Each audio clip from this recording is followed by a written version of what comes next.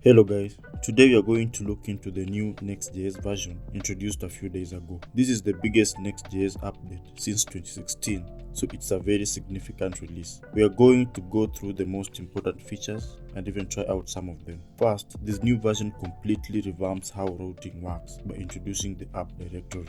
Currently, Next.js supports file-based routing with each new route stored in the pages directory. So if you have a dashboard settings page, for example, you create a new route for it in pages dashboard settings.js and can access it through the dashboard settings route on your browser. The new app folder can be added alongside the pages directory, and you can migrate your code slowly if you want to take advantage of the new features. In the new app directory, routing is folder-based instead of file-based. For example, for the dashboard settings page, you'll create a dashboard folder and then another nested settings folder inside it. Each of these folders in the tree is called a route segment. So app is the root segment, dashboard folder is another segment, and the settings folder is the leaf segment. This is where your page code will reside. To get a page to work, there's a couple of files you need to add. First, you need to add a layout by adding a layout.js file. A layout is UI that will be shared between route segments and will not re-render as the user navigates across the segments. You can create a root layout at the app directory or inside any of the child folders. The root layout replaces the functionality of app.js or document.js, so you won't need to create these files. Another file you'll need to add is the page.js file.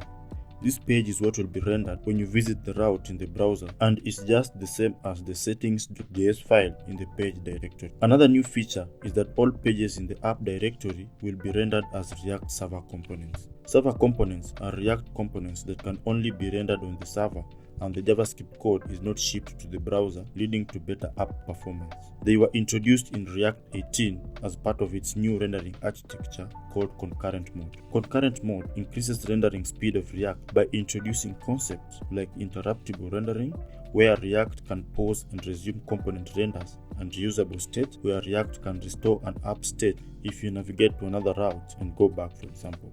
All components in the app folder are server components by default. You can switch them to client components by adding a use client directive at the top of the component. Server components can also be defined by appending a.server to the file name, and for client-only components, appending a.client to the file names. Also, with server components, since they are not sent to the browser, you can do things like fetch data directly from your database, access backend-only resources, and use your secret data like API keys safely. There is also a new way to fetch data in your page components. There is a new use hook built on top of React Suspense that replaces get static props and get server-side props. You just add your data fetching function in the page and use it in your component using the use hook. There is also an elegant way to render loading states.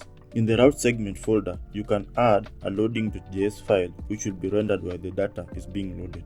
The loader will then be swapped immediately with the component after the data is loaded. Another new big feature that they launch is TurboPack, which will replace Webpack as Next.js main build tooling. TurboPack is written in Rust and therefore is way faster than Webpack because of Rust's speed and better memory management. It only bundles the minimum assets required in development and therefore starts up faster than Webpack. It also ships with out-of-the-box support for server components, TypeScript, JSX, CSS, and more. I think that covers the major features introduced in this Next.js release. These are a lot of new features, and though exciting, look overwhelming, so I'm not going to be in a hurry to upgrade yet. I'll keep an eye on future improvements and may upgrade in future if I'm feeling comfortable. Thanks for watching the video, and I'll see you in the next one.